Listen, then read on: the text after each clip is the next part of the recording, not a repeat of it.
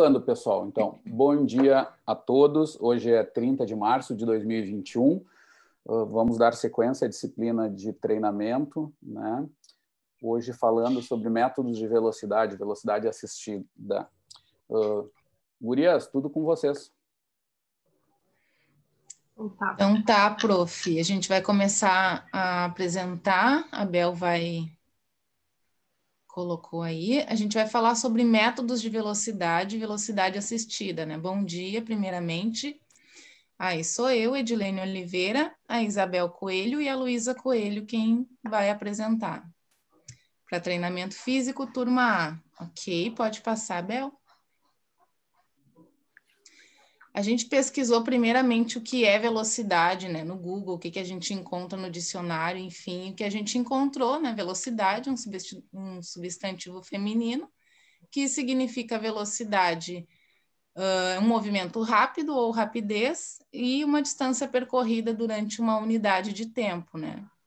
Na física, a gente encontrou que velocidade é a razão do deslocamento e o intervalo de tempo, né, que esse deslocamento ocorre. Pode passar, Bel.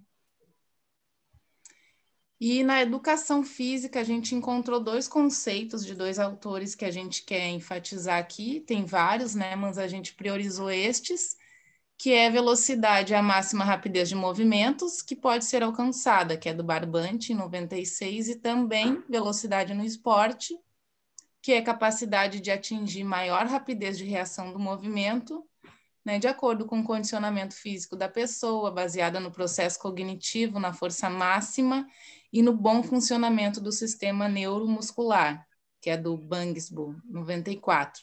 E com o nosso professor aqui, Leonardo Tartaruga, a gente ouviu também nessa semana que nas ciências do esporte, a rapidez também é denominada como velocidade. Pode passar, Bel. E o que a gente quer enfatizar para alcançar, né, o objetivo do nosso trabalho é a velocidade. Para a gente alcançar uma maior velocidade, a gente precisa trabalhar alguns fatores que são importantes, são determinantes para que a gente consiga atingir maior rapidez de reação do movimento de acordo com o condicionamento físico. E isso requer fatores neurais, amplitude do movimento, fatores psíquicos também são importantes, características antropométricas, o conteúdo de ATP-CP, das enzimas do metabolismo anaeróbio, né, que a gente já viu na fisiologia, e a quantidade de fibras rápidas, que tem alguns, isso é genético, né, algumas pessoas têm mais fibras rápidas do que outras, que são os que praticam esporte de velocidade, como corrida, enfim. Tem outras pessoas que são mais fibras lentas, do tipo 2, enfim. E também velocidade de uma corrida é determinada pela taxa de passada, né? O tempo dessa passada e o comprimento da passada. Então, esses são fatores determinantes para que a gente atinja a velocidade, né? Ou 100%, ou aumente a velocidade, o objetivo que a gente quer com esse treinamento. Tu quer falar um pouco sobre isso, Bel? Bom, pensando nisso, então, tiveram vários estudos que mostram que se um atleta ele treina a velocidade máxima, se ele faz treinos de velocidade máxima sempre, e o objetivo dele é aumentar a velocidade, ele pode acabar chegando em platôs de velocidade, tornando muito difícil a melhoria contínua. Então, para isso, ele precisa usar outros métodos de treinamento, com exercícios específicos, que no caso são divididos em dois grupos. Um deles é da velocidade resistida, treinamento resistido, que o grupo anterior explicou, e o outro é o que a gente vai explicar hoje, que é o de velocidade assistida, né? O treinamento assistido. Então a Luísa vai explicar aqui um pouquinho como é esse treinamento. Bom, gente, a velocidade assistida também é conhecida como corrida supramáxima, tá? E ela tem como objetivo aumentar os componentes físicos, metabólicos e neurológicos essenciais para aumentar a velocidade. E para isso, são utilizados métodos de treinamento que sobrecarregam o corpo, criando adaptações fisiológicas e neuromusculares. Com esses métodos, o corpo vai se adaptar aos movimentos de alta velocidade e essa adaptação vai ser refletida para os treinos não assistidos, gerando um melhor desempenho do atleta. E para isso podem ser utilizados 3 métodos, que são o método de reboque, a corrida em declive e a corrida em esteira de alta velocidade. Pode passar. Bom, aqui no reboque nós temos um videozinho, tá? Para vocês verem como que ele é feito na prática.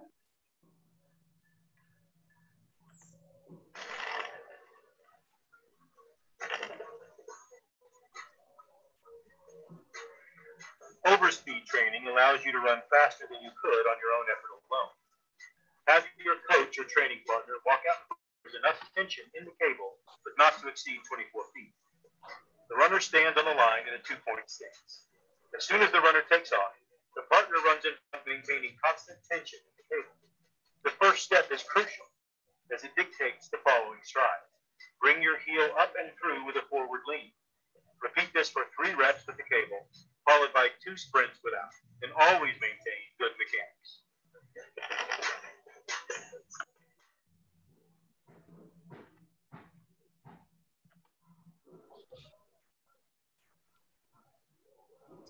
Então, gente, conforme a gente pode ver no vídeo, né? O método de reboque, ele treina as largadas e acelerações em velocidade máxima de corrida. E de acordo com alguns estudos, foi possível concluir que houveram aumentos na taxa de passada, nas forças de reação do solo, na rigidez muscular, na energia elástica armazenada e também aumentos da eficiência da contração muscular e da habilidade de corrida durante a corrida supramáxima e aumento na distância do posicionamento do pé ao centro de gravidade.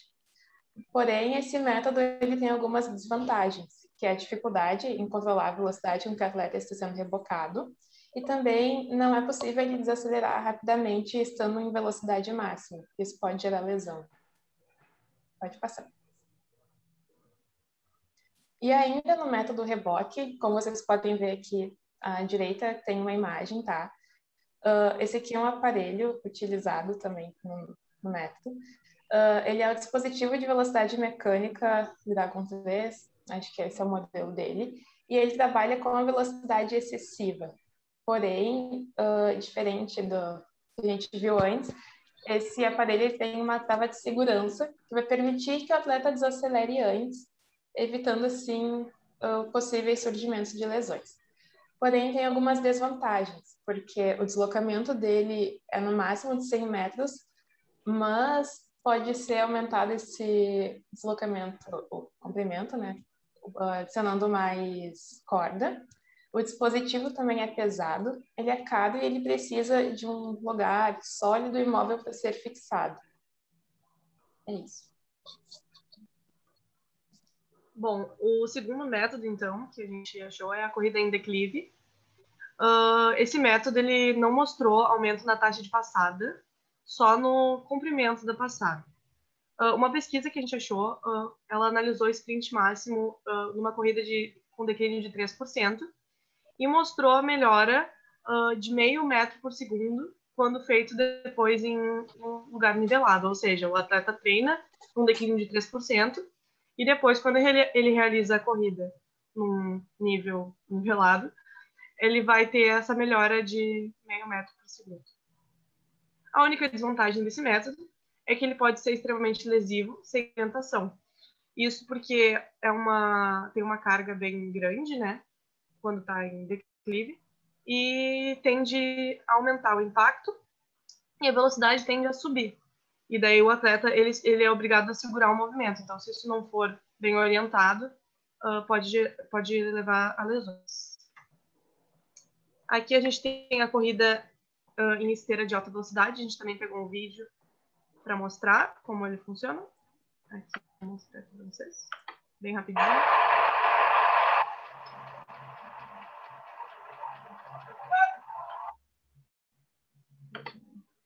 Pausar se uma coisa começar outra.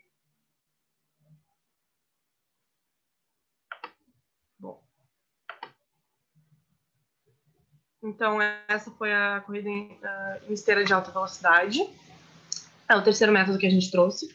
Durante a realização dele, tem aumento no pico de torque extensores do quadril e flexores do joelho, velocidades superiores de extensão do quadril e diminui a velocidade relativa do pé no solo, depois realizado em uma velocidade sem a esteira, né? A única desvantagem é que tem diferenças cinéticas, porque durante a corrida na esteira, o solo se move horizontalmente para trás, e isso não ocorre quando ele realiza a corrida em condições normais, então isso ele acaba não trabalhando, né? Bom, aqui a gente trouxe um pouquinho sobre as cargas e repetições. Analisando as indicações, então, que a gente encontrou, é indicado que esse treino seja feito regularmente durante o ano inteiro, mas ele se mostra mais benéfico quando combinado com outros métodos, os métodos assistidos e os resistidos. O volume, ele foi analisado que tem que ser inicialmente baixo e progressivo, de acordo com o desempenho de cada atleta. E daí entra aquela questão também da individualidade, cada atleta tem o seu jeito, cada aluno tem o seu jeito, então até foi trabalhada a individualidade no trabalho do nosso colega, acho que foi do Jonas. E o que mais? A gente trouxe aqui algumas especificidades do reboque da em declive. Que no reboque deve ser evitado velocidades muito grandes, porque ele não consegue manter a técnica em velocidades muito elevadas. Então, a pessoa vai estar realizando a corrida numa velocidade muito elevada, às vezes ela acaba não realizando a técnica, e quando ela for fazer no método não assistido, não vai ter melhora nenhuma. Então, por isso tem que monitorar a velocidade. A corrida em declive, a gente achou que foi indicado treinar até 3% de declínio. Depois que começa a aumentar isso, tem um aumento na extensão de passada e resulta em forças de freio, que acaba não sendo benéfico e diminui a técnica do sprint. Outro fator é que esse tipo de treino ele é indicado somente uma vez por semana, porque é uma carga muito grande e pode produzir lesões nos músculos e articulações. Agora, para concluir, então, o nosso trabalho, a gente pode concluir, então, que esse método ele influencia de uma maneira boa vários determinantes da velocidade e ele resulta numa maior rapidez, né? Como ele faz isso? Com a diminuição do contato com o solo e aumentando a frequência da passada. E para finalizar, então, a gente trouxe aqui uma conclusão tanto sobre o método assistido quanto resistido, que seria meio que uma comparação entre eles, que a gente encontrou no estudo, que diz que é sugerido por estudos, né, que atletas que precisam de aceleração em pequenas distâncias devem usar o método assistido, e atletas que precisam percorrer maiores distâncias em velocidades máximas deveriam usar o método resistido, ou seja, o treino assistido ele vai ajudar numa velocidade maior em menos tempo, e o método resistido ele vai se tornar bem eficiente em percursos mais longos. E é isso, eu acho. Acho que aqui é referências. E é isso aí. Muito bem, gurias. 12h40. Deixa eu anotar. Tô perdida aqui. É isso, quando conseguir ali, tira o compartilhamento. Pronto, achei. Feito. Gente, bem interessante. Parabéns pela apresentação, vocês se organizaram. Tem artigo, tem cargas também, tem informações sobre como começar os treinos. Embora eu tenha sentido ainda a falta, eu vejo que não é culpa de vocês, né? Mas procurando, realmente, quando vocês me pediram material, eu fui atrás e eu lembro, eu há anos venho preparando essas aulas e a gente vê, assim, é muito estranho, né? Porque parece que essas informações estão sempre escondidas, assim, em materiais que é difícil de se achar comparado a outros métodos, né? Mas mesmo assim eu diria para vocês, gente, que as cargas não fogem, não tem tanto segredo assim, né? Elas vão envolver ali entre 4 a 12 repetições. Tem que cuidar mesmo, tá? Porque vocês até, eu não sei se falaram de estudos anteriores, na aula passada a gente falou do estudo lá do Grazioli, só para lembrar. Tem que cuidar só que aquelas cargas não são exatamente de velocidade, de treinos de velocidade tradicional. O nome do treino é baseado na velocidade, na redução da velocidade, e tem melhoras na velocidade também. Mas os mais tradicionais, mais fortes, são aqueles que a gente comentou lá, com menos repetições, que o pessoal da corrida faz, da natação faz, do remo faz, bem tradicional, que é estranho, que parece que é difícil de achar essas informações. Mas lembrem disso. De novo, claro, vai ser individualizada, né? Porque as pessoas vão fazer o máximo e a gente tem que manter o controle de qualidade, por isso pode variar muito. Lembra que eu comentei disso? E é muito mais fino do que o pessoal da área ali que está aplicando esses treinos baseados em velocidade prescreve. Os treinos são muito mais finos, assim, tu não pode quebrar por meio segundo o tiro, né? Que já é motivo para parar o treino, tá? Então, isso tem que cuidar mesmo. E nos assistidos também vai ter isso. Bel, eu vi tu levantando a mão. Tu quer comentar alguma coisa? Até no vídeo ali que a gente passou, ele fala sobre treinar, acho que 3 vezes com o reboque e depois 2 vezes seguidas sem dois tiros sem o reboque até. Eu esqueci de comentar isso que ele falava no vídeo, né? Isso é legal. A gente não chegou a achar como funcionam as repetições, mas ali tem um exemplo, né? Tá, e esse é um exemplo de uma carga de velocidade mais pura mesmo, de uma adaptação mais forte sobre a base da velocidade do aluno, ou algo mais puro, tá? Lembrem disso. Claro, podem ter treinos que vocês vão ver que às vezes varia, vai para 12, 20 repetições, como era lá do estudo do Grazioli, que era diferente, não era assistido, né? Mas lembrem disso, quando passa de 10, 12 repetições, isso é já uma resistência de velocidade.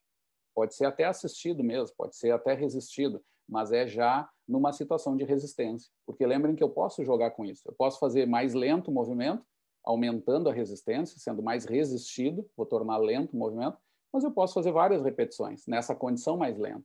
É aí que entra o contínuo de métodos. Eu posso fazer mais assistido, com menos resistência externa, de alguma forma, né?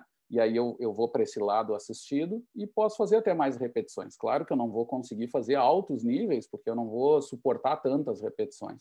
Eu vou perder um pouquinho a qualidade, mas vou trabalhar a resistência da velocidade, que, por exemplo, atletas dos esportes coletivos precisam muito, né? Então, vão ter mais treinos desse tipo, né? E a gente comentou isso, até eu acho que até os caras dos esportes coletivos deveriam fazer alguma velocidade pura ao longo da vida, que é a história dos cubanos, né, sobre o desempenho de potência lá. Daria para colocar cargas mais intensas em alguns aspectos, mas claro que é pontual. Ao longo da carreira teria que ser 1 ou 2 vezes, né, para aqueles tipos de adaptações mais duras, né. Esses de velocidade entram nisso também. Não é um treino super corriqueiro obrigatório para todos. Tanto é que a gente sabe que é raro assim se ver esse tipo de treino acontecer. Mas ele é útil, sim, para quando eu quero quebrar barreiras de velocidade de base. Isso é importante. Tá? Então, eu posso usar, sim, ao longo de 2 anos, 3 anos, num processo de formação de mais longo prazo, fazer um bloco de 2, 3 meses, melhorando isso. E aí eu seria um pouquinho mais duro, tá? Eu sei que vocês pegaram materiais que provavelmente são, eu não sei aí tá se é mais científico ou não, mas provavelmente não é tanto e não é culpa de vocês, é porque eu mesmo passei materiais para vocês que não eram só científicos, né? Mas mesmo assim eu diria, quando eu tenho que melhorar a velocidade assistida, gente, não adianta, 1 vez por semana é muito pouco. O que dá para fazer é, às vezes, associar isso a um treino rápido também na segunda carga da semana. Tá? Então, isso pode ser que aconteça. Ou em atletas de muito, muito alto nível. Tá? Que eu já comentei para vocês. Levantadores de peso, por exemplo, fazem adaptações de força máxima com 1 carga semanal no grupo muscular. Mas são caras de nível internacional. São caras, é aquele 1 em 1000, né?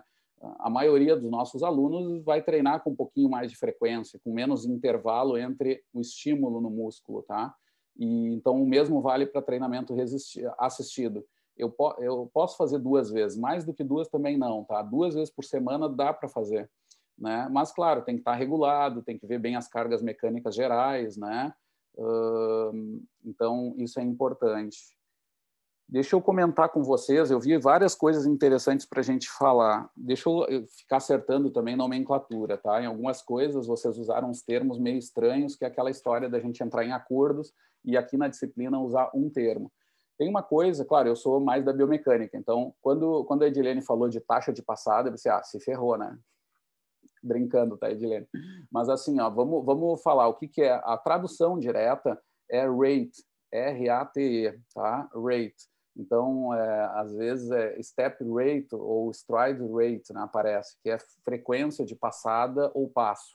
Tá? Stride Eu sempre conheci por frequência, mas como a gente fechou em taxa, porque sempre a gente trabalha com esse método, uma frequência, um ritmo, né? Seria mais... E o sentido tem a ver, mas eu queria aproveitar, porque mais do que... Tá, o correto mesmo é usar frequência, isso é o mais importante, mas eu queria discutir isso, porque eu acho que é bem isso, não é o fato de estar errado, mas é o que a gente pode aprender com essas coisas. Olhem só, no uso da ciência do exercício, o que é mais comum não é usar para frequência de passada, na verdade é para qualquer fenômeno fisiológico ou mecânico que aconteça ao longo do tempo. Então, por exemplo, o mais comum é metabolic rate, tá? É taxa metabólica. Isso é super usual na fisiologia. Vocês já devem ter lido em algum lugar esse rate, metabolic rate. E o Álvaro talvez tenha falado sobre isso. E o que significa? Quando é taxa, quando é metabolic rate, geralmente, até se atentem a isso. Por exemplo, a gente pode falar do VO2 mesmo, que vocês já devem ter lido várias vezes em algum lugar, ou visto no gráfico lá do Álvaro, e aí tem uma questão. O V, tá, muitas vezes tem um ponto em cima, então vocês já devem ter visto isso, que às vezes a gente pega num texto em inglês, aparece dot, não sei o quê, porque não leu direito aquele pontinho, que é um símbolo matemático mais complicadinho. Mas quando tem um ponto em cima, significa que é a taxa desse fenômeno. Então, é o gasto energético por tempo. Tá?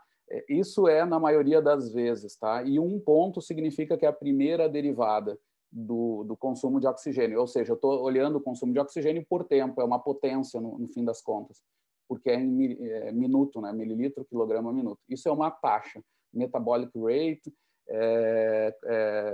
também metabolic consumption rate, tem vários termos que se usam com isso. Agora, no nosso caso, é um pouco diferente. Assim, tem a ver com tempo, a gente já vai ver que tem a ver, mas o fenômeno em si tem a ver com frequência dos passos, né? Exatamente isso, é a frequência dos passos, que na real tem a ver com tempo, porque frequência é o inverso do tempo.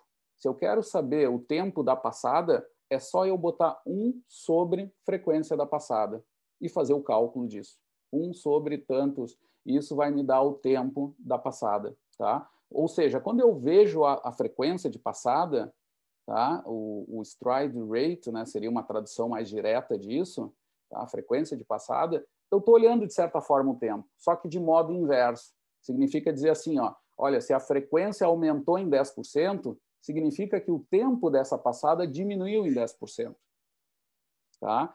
Ou seja, eu estou olhando para o fenômeno do temporal ali, só que ele é o inverso, só tem que cuidar com isso. Tá? Ele é o inverso. Ou seja, tem sentido, tem a ver com o tempo, mas na prática, agora vamos para o simples, né? Quando eu estou olhando o tiro, é isso, né? É o número de passos por segundo, né? Que tem a ver com essa coisa de quão rápido eu faço lá as minhas passadas. Tá? E nós vamos falar aqui sempre de frequência de passada, bem como a Edilene comentou. Tá? Isso é a primeira coisa que eu queria falar. Depois, vocês mostraram muito legal, foram atrás, eu vi até os links, eu abri até um sorriso, porque é legal, assim, tem muito material interessante de experiências na internet. Assim. Eu acho que é um exercício que todo treinador muito bom faz isso também, de procurar ver o que o mundo está fazendo, né?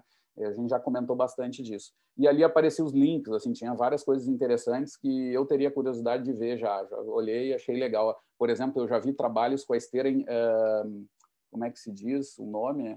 Ela é assim, ela é curva. A esteira ela é curvada. Eu não sei se em Porto Alegre já tem essas esteiras, tá? Mas o pessoal está estudando direto na Europa. Tem, prof, lá na PUC abriu uma academia nova da Tecnogym e tem até isso do ritmo de passada, frequência, contapassos e essa esteira côncava é muito legal para sprints assim. E a esteira já dá a frequência, tu diz?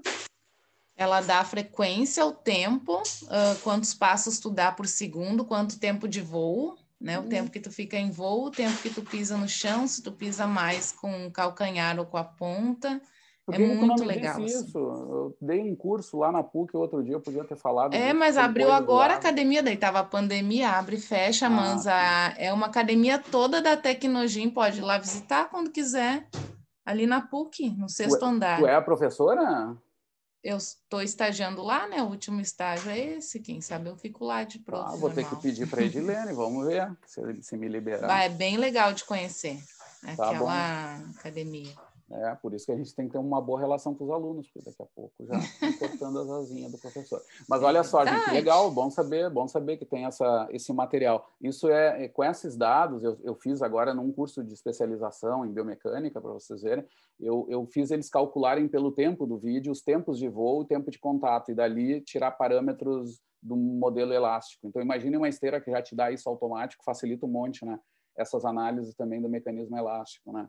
Então, bem interessante. E eu vi uns trabalhos na Itália, lá, quando eu apresentei em Milão, num congresso, lá, dei uma palestra lá, tinha uns colegas apresentando sobre essas coisas curva, o que mudava. A energética aumenta, né, em geral, assim, e o pessoal usa também para terreno instável, porque tu coloca o passo em algum lugar da esteira que não é sempre igual, não é sempre reto, e isso é bom, porque tu meio que vai testando o sistema proprioceptivo, né, para se ajustar a condições adversas, né? Isso serve depois para quem vai correr trail running também, tem outras aplicações. Mas, gente, voltando para cá. Então, essas tecnologias são super interessantes, eu queria fazer esse parênteses. Aí vocês falaram de 2 métodos do overspeed, né? O treino supramáximo, a gente diz, de velocidade, tá? O que acontece? Eu queria só dar um detalhe já, porque a biomecânica já afirma sobre isso. Eu vi que vocês pegaram uns vídeos muito legais. Um deles é o supramáximo lançado, que é o colega puxando o outro. O que acontece? Um colega, a dica, porque fica meio estranho, assim, se o cara estiver em alta velocidade mesmo, é difícil o outro empurrar, porque o outro já está máxima, então é difícil que o outro esteja em mais alta velocidade para conseguir puxar. Qual é a dica ali? É lançado. Tá? O que acontece? O cara que está treinando, na verdade, os dois estão treinando, né? No fim das contas, tem carga para os dois. Um vai ficar mais resistido, vai ser ruim e tal, mas também trabalha, porque não é fácil de se aplicar. Esse é um problema dos treinos assistidos, de vários modelos aí. Que é isso. O que acontece? O cara que vai estar treinando, ele tá parado e ele arranca, né, com essa corda. O que vai puxar, né, ele vem lançado, ele vem em alta velocidade, ele tem que começar antes do tiro. E aí ele tem uma vantagem de velocidade. É aí que dá a diferença, que dá a força no tendão, na corda lá, que puxa o cara à frente e faz ele ter esse auxílio. Só que, vejam bem, a carga que se diz, se isso já foi visto biomecanicamente, a carga onde é realmente assistido é nos primeiros 10 passos, assim, é uma coisa curta, assim, são os primeiros 10 metros, mais ou menos, tá? Onde os primeiros passinhos são mais curtos, depois tu abre a passada, então tu vai ter mais ou menos 10 metros de tiro, não muito mais do que isso, porque depois é difícil, porque depois que o cara arrancou, já está em alta velocidade o de trás, é difícil que o da frente esteja muito mais alto para continuar puxando. É um treino difícil, e não sei se vocês notaram ali, é legal de ver a prática, porque não é um problema, mas é uma característica. Quando tem o cabo, vejam que o cabo oscila muito, então não é uma carga contínua, assim. Já o motor é um pouco mais contínuo, tu consegue ter um controle maior. Por exemplo, quando a gente treina resistido com paraquedas, tem um pouquinho desse problema também. O paraquedas ele vai sendo empurrado e o vento bate um pouquinho, então ele oscila. Então tu tem essa força resistida também instável, digamos assim. Esse caso também, ela é instável e é uma situação difícil, porque tu já está em alta aceleração, já é uma instabilidade, teu corpo está muito à frente e tu está sendo empurrado junto. Então envolve ali um trabalho técnico bom, assim, de adaptação até da equipe para se aplicar. Tá? Mas dá para fazer. O bom é que é prático, né, gente? Esse é o lado bom. Tu consegue ter só o cabo e ter alguém fazer em duplas isso aí. Então, um faz o tiro, o outro descansa, depois faz ele mesmo a carga no outro, aí descansa, né? Então vai trocando assim.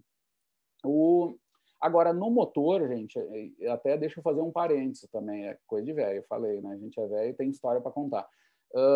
Quando estava nos últimos meses, o último ano lá do Ciências Sem Fronteiras, a gente tinha um projeto muito grande com o INSEP, que é o Instituto de Alto Desempenho francês. É o maior centro de treinamento francês, assim, e é um dos maiores do mundo, assim, que envolve tecnologia, ciência do esporte e equipes olímpicas, tá? E eles tinham produzido esse motor, tá? E isso eu estou falando já faz alguns anos, tá? É uma tecnologia relativamente nova e a gente vai ver depois que dá para aplicar de outras maneiras, mas dessa forma, com esse motor, o INSEP era muito inovador, não tinha trabalho científico com isso. O Rodrigo da Rosa, que hoje é um pós-doutor, está fazendo o seu pós-doutorado no Hospital de Clínicas, com uma bolsa lá com o professor Volney Calmo, da DOR, ele trabalhou sempre com esporte, ele é um cara do triatlo e o doutorado dele estava nisso. E a gente tinha esse projeto, tinha convencido os franceses de levar ele a fazer o seu sanduíche lá no INSEP, com esse projeto. A gente ia estudar esses diagramas de força-velocidade, que eu já comentei para vocês, do Morin.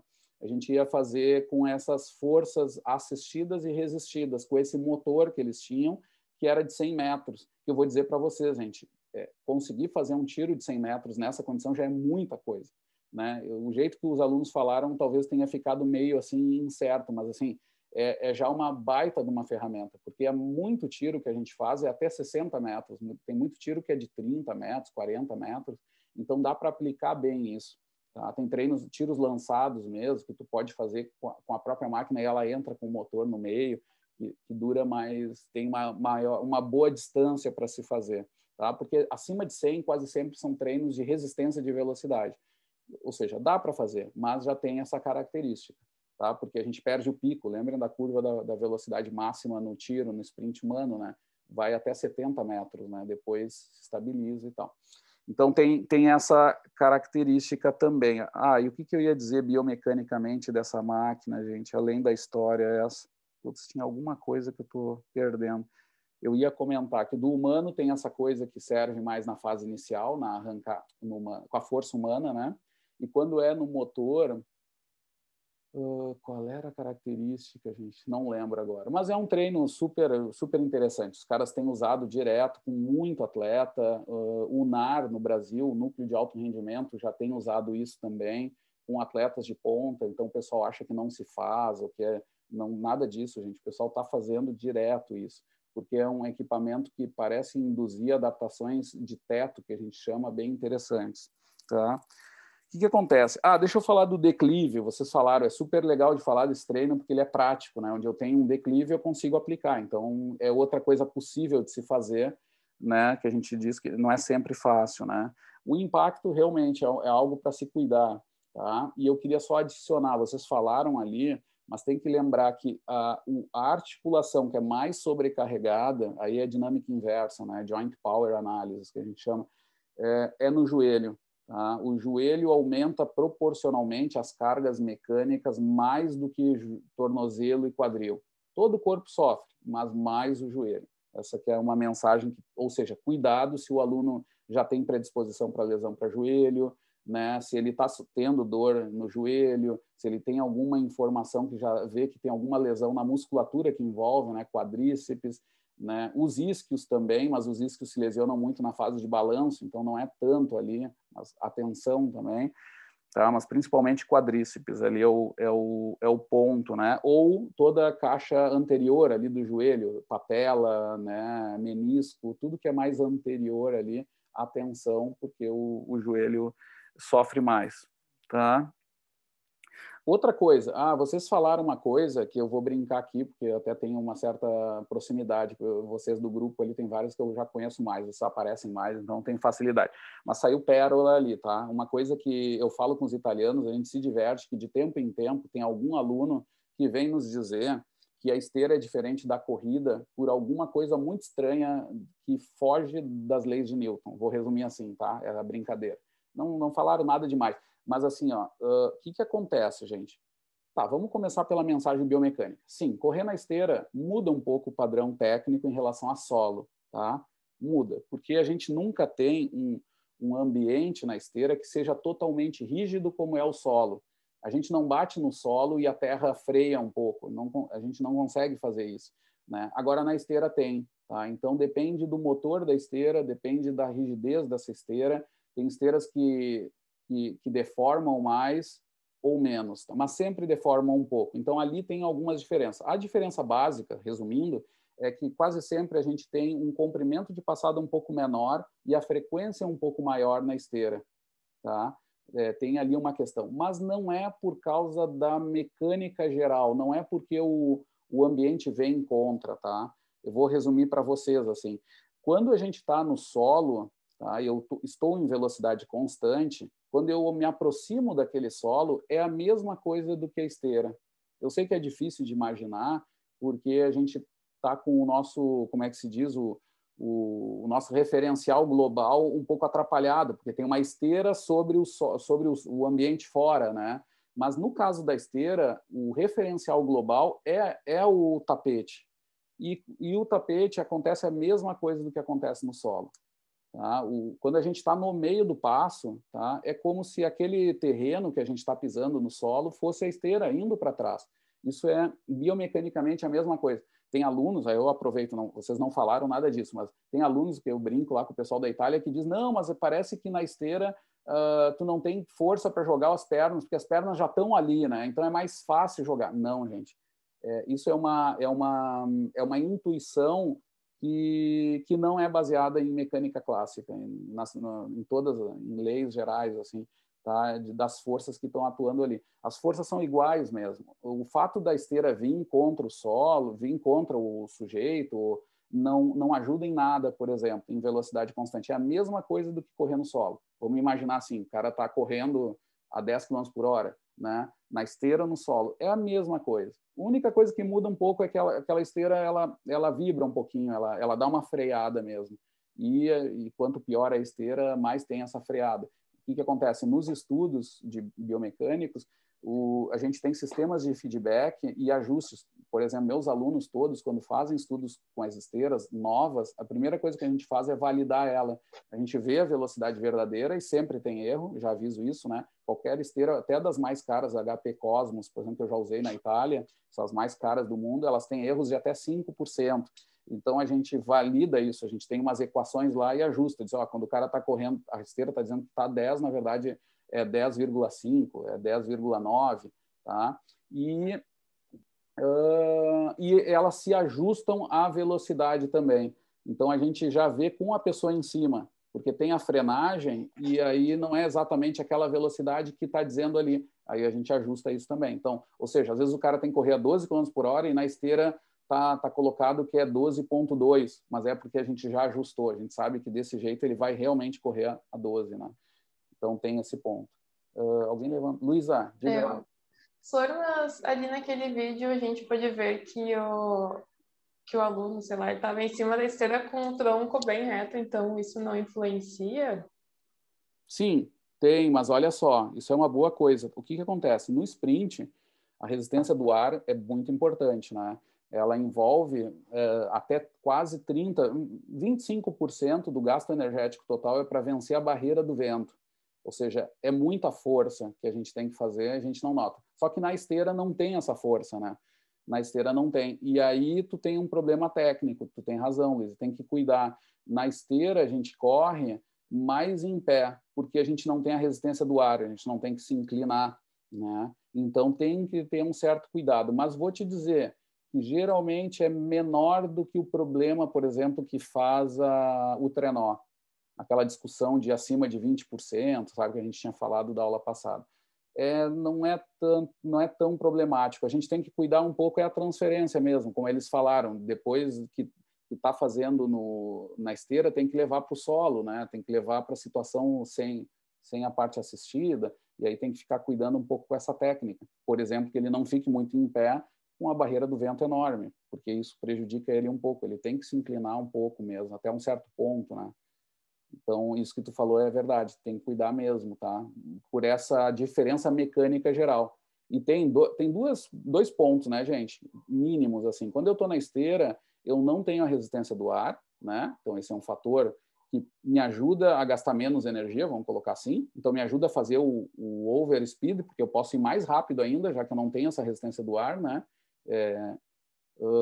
Mas, ao mesmo tempo, eu pago o preço pela termorregulação. E aí vai depender um pouco do design do lugar que está sendo feito o treino, tá? Tem lugares que não tem boa ventilação e aí eu tenho que cuidar também. Claro, a velocidade atua menos, né? Mas se eu estou trabalhando com mais resistência de velocidade, é terrível, tá, gente? Porque a troca de calor como é que se chama aquilo? Não é... Vai atuar sobre evaporação, mas antes tem aquela da barreira do vento, indução? Né? Oi? Não. Não é por indução, não, que desce a água. Isso, é alguma coisa a ver com isso. É o fato de tu ir tirando as camadas. O que acontece? Quando a gente está parado aqui, a gente faz um gradiente de troca de calores, né? A gente, quando tá mais quente, por exemplo, o ambiente, a gente tem essas temperaturas vão caindo, são camadas que vão caindo de temperatura até a temperatura ambiente, digamos assim. E o que faz? Daqui a pouco vem o nome, tu tira esse vento. Quando tu passa um vento ali, tu tira essa camada e aí tu acelera as trocas de calor por essa estratégia, tá? Que não é direto contato, né? Isso é indireto, né? É essa barreira aqui que vai se fazendo. E na esteira é pior, né? Porque se tu não tem ventilação, tu fica com esse ambiente quente em torno de ti, terrível. Aí tu sua mais, a evaporação é acelerada, mas nem sempre resolve, porque a gente sabe que quando começa a suar muito é um sinal de que a evaporação também nem sempre está funcionando direito. Então, eu tenho que cuidar dessas coisas, né? Tem que cuidar com a questão do calor. Convecção, obrigado. Eu tinha esquecido o nome. É exatamente isso, convecção. Trocas de calor por convecção. E tem a ver com isso, com a questão do ar. Claro, se eu boto um ventilador na frente do meu aluno, é por isso que ele percebe muito melhor. É até a dica de nossos estudos com eletromiografia, que sofre com suor no exercício. A gente taca ventilador na frente para ver se ele não sua tanto e dá para fazer todo o estudo, todo o experimento ali sem perder a qualidade do eletrodo, né? E o ar-condicionado, prof, não prejudica também de alguma forma, por exemplo, dentro da academia, como lá a gente tem essas esteiras e aí o atleta vai fazer essa de sprint, sei lá, vai suar e tem o ar-condicionado. Isso não afeta de alguma forma alguns? Não. Tem a temperatura termoneutra de exercício, que a gente chama, né? Por exemplo, os testes em laboratório, geralmente se diz que tem que ser feitos entre 22 e 24 graus, uma coisa assim, tá? Por quê? Porque durante o exercício, seria o ponto onde eu teria ponto mais termoneutro, mas na verdade não é bem essa temperatura, tá? Em atletas, por exemplo, é bom que eles treinem numa temperatura mais baixa, se possível, para ter menos problema com o controle termorregulatório e o gasto energético para isso. Então, para evitar isso, se treina mais baixo. É a mesma coisa que a temperatura de água de piscina. A nossa piscina sempre foi um fracasso nisso para atleta, né? Nós sempre, aquela piscina nossa de 25 metros, ela é terrível. Já veio atleta australiano treinar ali na piscina e os caras não conseguiram. Tinham caras que vieram aí por causa acho que era das Olimpíadas, aí tinha uma equipe de treino, acho que era francês, que veio aqui, e o Flávio comentou, o cara parou o treino no meio porque ele superaqueceu, ele estava nadando, ele dizia que estava nadando uma sopa, né? A nossa temperatura vai de 29 a 31 graus, só que, claro, a gente tem o problema dos idosos, né? Se a gente baixa mais do que 29, os idosos reclamam muito, né? Então, a gente tem esse problema. E para dizer para vocês, só para terem ideia, os nadadores nadam a 26 graus, é bem mais baixo. Tá? E a mesma coisa é com a temperatura local. Mas, claro que isso é uma resposta individual também, né? Tem gente que percebe melhor o calor e tem melhor a troca respiratória, a troca essa de calor, do que outros, tá? Então, isso aí vai atuar também. Agora, tu me perguntou sobre o ar-condicionado, sendo objetivo. Não, o ar-condicionado é bom, tá? Ele é bom mesmo para controlar a temperatura quando a temperatura está mais alta, tá? E um pouco mais de frio quase sempre é bom. Claro que tem a percepção, né? O aluno não gostar de treinar no frio. E aí não adianta, né? O frio, claro, do ar-condicionado nunca vai ser do inverno. Não vai deixar 0 graus, 5 graus no ambiente como... Então, vai estar longe disso. Mas o aluno já reclama quando está 15 graus, né? E se tu pegar meus alunos lá do Pará, eles já estão reclamando se está a 20 graus, eles querem botar casaco, né? Então, tem essa questão também que é bastante individual, pela aclimatação e até a questão psicossocial sobre o frio, né? Tem gente que catastrofiza. E nós fazemos muitas vezes, eu mesmo, por exemplo, faço com calor. Tem atleta que faz, né? Sente um pouco de calor, sente mal, né? E isso é terrível também para o exercício, porque a carga sobre aquele exercício vai ser maior, a percepção dele também vai ser maior. É algo para se cuidar, mas tem que cuidar, porque é individual, né, também.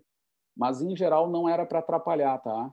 O que acontece só é que, como tu vai fazer velocidade, tu tem que ter um bom aquecimento. E se o ambiente é frio, tu tem que fazer mais aquecimento. Então, entra na regra aquela... Tu precisa ter um gradiente de aumento de temperatura maior, tu precisa de um aquecimento que te leve para aquela temperatura.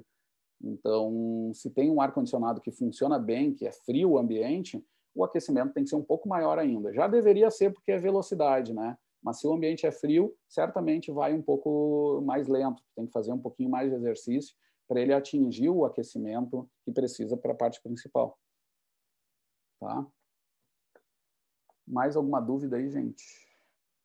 Valeu, Jonas. É isso aí, convecção, né? Imagina, se o professor Cruel está aí, ele me pegaria, me puxaria a orelha, né? Eu lembro das trocas de calor, etc. Depois eu fiz física, né? Fiz várias disciplinas e confirmou muita coisa, às vezes com outro termo e tal, mas eu acabo usando o termo dele mesmo, é convecção, que é esse sentido, é uma das formas de troca que tem a ver com esse ar e tem a ver com a prática de treino direto, né? Se o ar é trocado ou não, né? Assim, isso tem que cuidar. Feito, pessoal. Vamos para o tópico especial. Deixa eu ver alguma coisa a mais sobre... Tá, e deixa eu falar disso. A conclusão de vocês, gente, eu fui culpado, porque é do artigo mesmo. Eu fiquei pensando depois, quando eu mandei para o primeiro grupo, não sei se foi para vocês, para o outro, mas inverte todo o raciocínio, coitado dos guris. Porque, assim, ó, o que se entende de treino de velocidade é exatamente o contrário que esses pesquisadores encontraram. Tá? Eu vou jogar, eu não vou mentir para vocês. Tem aluno que depois não gosta, o professor Tartaruga complica tudo, mas eu não vou mentir, tá? A questão é, gente, assim, ó, o artigo afirmou isso, mas toda a intuição sobre treinamento e o raciocínio biomecânico geral, neuromuscular geral sobre esses tipos de treino indicam coisas um pouco diferentes. O treino assistido, ele quase sempre é feito para melhorar a velocidade máxima, porque vejam que é meio lógico, a pessoa está próxima daquela condição máxima, então ele tem que aumentar a frequência naquela condição, tá? Então, quando tu dá esses treinos, o que os treinadores sabem há muito tempo é que melhora isso, melhora a etapa da velocidade máxima do tiro, tá? Os treinos resistidos, como são mais lentos em geral, eles vão melhorar a fase inicial do tiro, as arrancadas, porque é o ponto em que o corpo está parado e ele tem que sair dessa inércia. Então é mais parecido com o treino resistido, porque é isso, a arrancada é uma situação de resistido, né? Se tu for ver, os movimentos articulares são mais lentos, tu não usa energia elástica, até já falamos disso e tal. E aí esse estudo, eu não sei como chegou numa conclusão contrária, assim. Eu fui tentar entender os resultados, é muito perigoso, porque às vezes a forma que tu avalia o tiro, por exemplo, se tu faz um tiro de 20 metros é uma coisa, se tu faz o tiro de 40 é outra. Então é muito complicado. E aí eles têm umas conclusões muito fortes invertendo o que se sabe de treino de velocidade. Então eu diria assim, ó, muito cuidado. Mesmo tendo esse resultado, eu ficaria atento e ainda usaria a lógica que os treinos de velocidade em geral afirmam, tá? E é ao contrário. Tá? Diga, Bel. A gente quebrou a cabeça um pouquinho mesmo para entender isso aí.